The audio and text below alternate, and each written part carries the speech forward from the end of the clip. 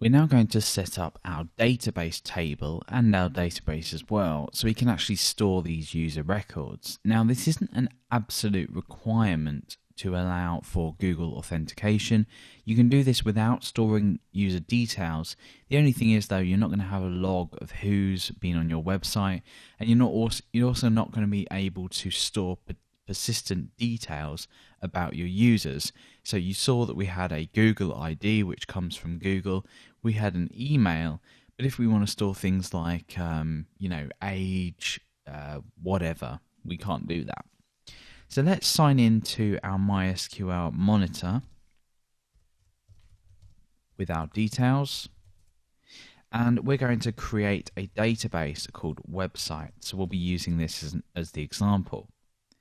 So let's use the website database. And now we're going to create a table called Google Users. So let's create a table called Google Users.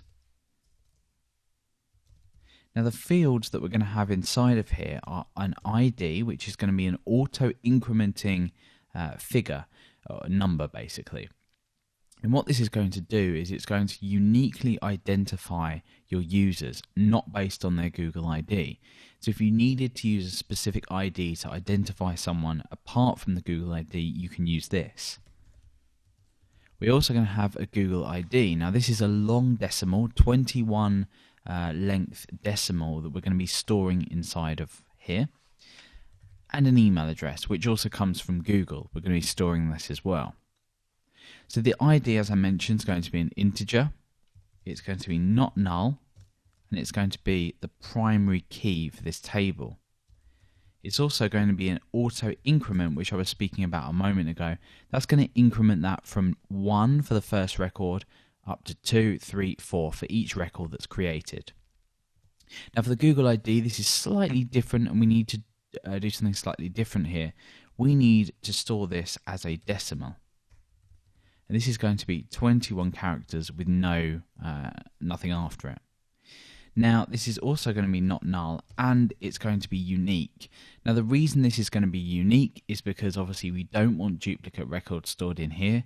We also are going to perform a very simple query that's going to insert when a user signs in using their Google account, and that's only on a unique, or only on whether this field is unique. So basically what's going to happen is we're going to keep performing insert statements every time a user signs in with a Google account, but if this exists, it's not going to insert a new record, and it will also maintain the same ID and all of the other persistent details. So if that doesn't make too much sense, don't worry, it will become clearer later when we perform the query. And as I said, this is optional anyway. Now the email is going to be a variable character of 255, and this is also going to be not null. So that's done that. Let's go ahead and show tables just to make sure that that's been added, and it has. So let's now describe Google Users, and we can see that we've got all of the information that we need. So let's just check everything's okay. We've got an ID, a Google ID, and an email. An integer here, it's primary, which we asked for, and it's an auto increment. A Google ID is a decimal of 21 in length. All of these are not null, and this is a unique field, which is what we want.